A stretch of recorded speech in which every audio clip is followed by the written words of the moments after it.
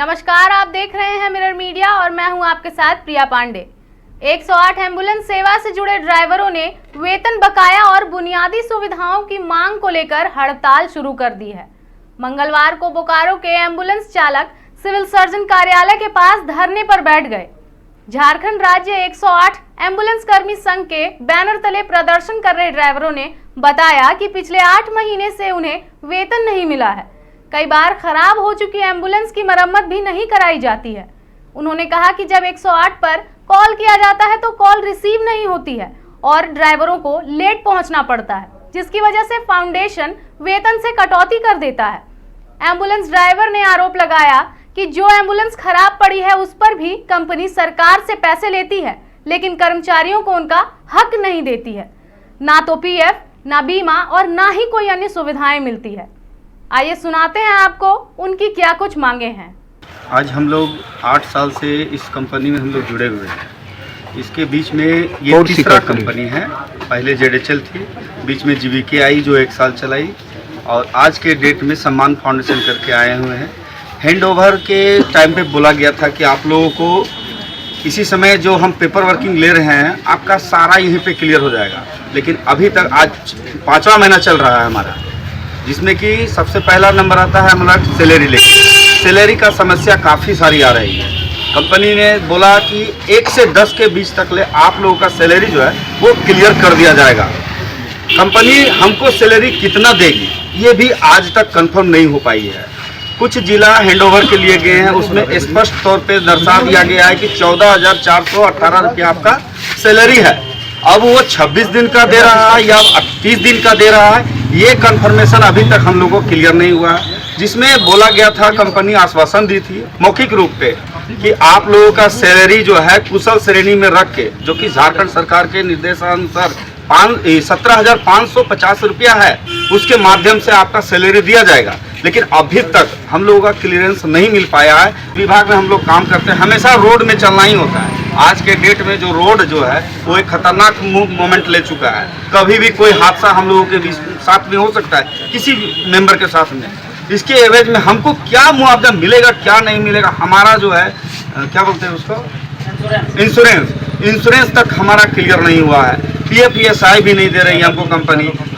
हमारे साथ में हमारे परिवार का भी समस्या होती है जो हमसे जुड़े हुए हैं, जिनको उसका लाभ परिपूर्ण मिलना चाहिए, लेकिन दुर्भाग्यपूर्ण हम लोगों को वो चीज़ नहीं मिल पा रहा है। इसके एवज में सरकार का पहल होना चाहिए कि उनको देखना चाहिए कि हमारे सरकारी में विभाग में क्या हो रहा है क्या नहीं हो रहा है, लेकिन किसी को कोई मतलब नहीं है हम लोगों को। हम लोग रोड में किस हालत में चल रहे हैं, जी रहे हैं, नहीं जी रहे हैं, खा रहे हैं, पी रहे हैं। हम लोग इस तरह का कभी भी हड़ताल करते हैं तो एक आश्वासन के रूप में लिखित के तौर पे दिया जाता है कि आपका समस्या इतना दिन में सुलझा दिया जाएगा, लेकिन वो समस्या जो है हम लोगों का नहीं सुलझाया जाता, केवल वो पेपर में लिखा ही रह जाता है।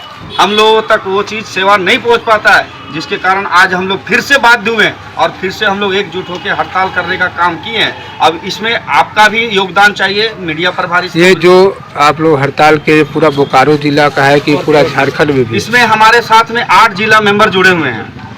बाकी जिला अभी दूसरे तरीके से अपना प्रदर्शन कर रहे हैं। कुछ जिला ऐसे हैं जो कि काला पट्टी का बात किए हुए हैं, उसके माध्यम से वो अपना प्रदर्शन कर रहे हैं। हम लोगों को ये समझ में आया तो हम लोग हड़ताल का प्रदर्शन कर रहे हैं। इसी तरह अगर सारे लोग पूरे स्टेट में आप देखिएगा तो कुछ ना कुछ अपना हक अधिकार पाने के लिए हम लोग लड़ाई लड़ रहे हैं। हड़ताल करने का बहुत सारा कारण है। कंपनियां जितनी भी आ रही सब शोषण ही कर रही हैं लोगों पे। अभी तक 108 में 3 कंपनियां आ चुकी है, तीनों ने ही शोषण किया है। और ये जो कंपनी अभी वर्तमान में जो कंपनी आई है सम्मान फाउंडेशन, इसने तो पूरा त्रस्त हम लोगों को कर दिया है। 5 महीना हो गया काम करते हुए, सैलरी नहीं मिली है हम लोगों को। पीएफ मेडिकल बंद कर दिया गया है, इंश्योरेंस हम लोग का बंद कर दिया गया है, और ऊपर से हर तरह से मनमानी ये कंपनी करती जा रही है। सैलरी मांगते तो सैलरी मिलती नहीं है। बस जिंदा रहने के लिए कभी 1000, कभी 1200, कभी 2500, कभी 5000, बस जिंदा रहने के लिए हम लोग ये दे रही है। क्या सैलरी देती है, नहीं दे रही है, क्या कर रही है, नहीं कर रही है, कोई अता पता नहीं है।